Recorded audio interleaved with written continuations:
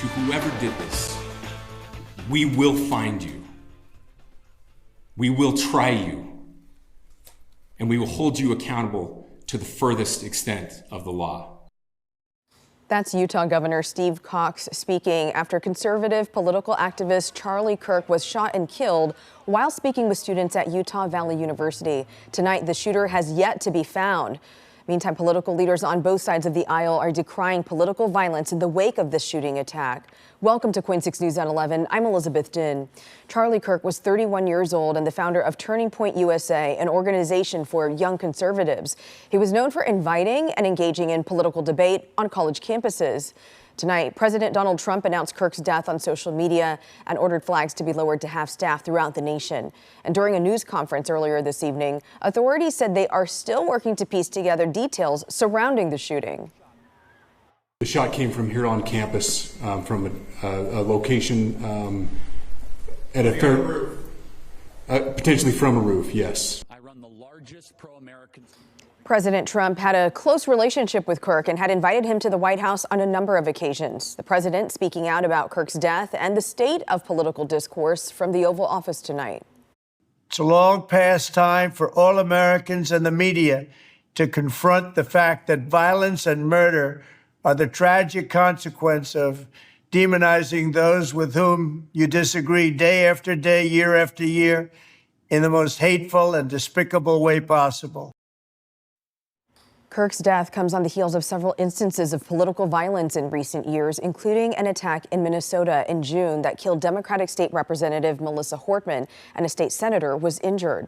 Tonight, leaders at the local and national level are calling for an end to the violence. For more, let's bring in our Ariel Yakabazi, joining us live from the KOIN 6 newsroom tonight. Ariel, what seems to be the common reaction here from what you've seen this evening? Is it mixed?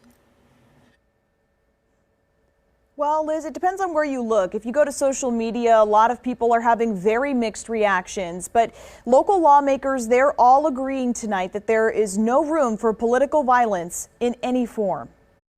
It's sad that we have to do this so often, you know. A massive response from Oregon's elected leaders as Charlie Kirk, a right-wing political activist, is shot and killed during an event at Utah Valley University. As the initial panic following the shooting has subsided, and while investigators are still figuring out a motive, local lawmakers are all saying the same thing. How have we reached a point in our society where someone would resort to violence to silence a voice? Political violence has no place in our society, full stop, and violence and hatred must end. KOIN 6 political analyst Rick Metzger says this is something he's seen more and more of. As a country and as citizens, we must speak out against such political hate speech, not normalize it. Otherwise, we become complicit in these acts of violence. I also spoke with Randall Blazak, a sociologist with Cure PNW. He says political extremism is becoming common for a number of reasons. America has seen a ramping up of political violence that we haven't really seen since the early 70s, since the sort of the peak of the anti-war movement. And it is becoming more and more polarized. Blazak says he's concerned for what the violent rhetoric seen on social media could mean, especially for Portland. I worry about Portland as a center for sort of progressive activism can become a target. And we saw some of that in 2020 with people coming from outside of Portland to shoot at the Black Lives Matter protesters. That got very violent 5 years ago. So I worry about that as a reaction. As new details come to light, the sentiment remains largely the same. As a society, we have become increasingly willing to accept and normalize political hate speech.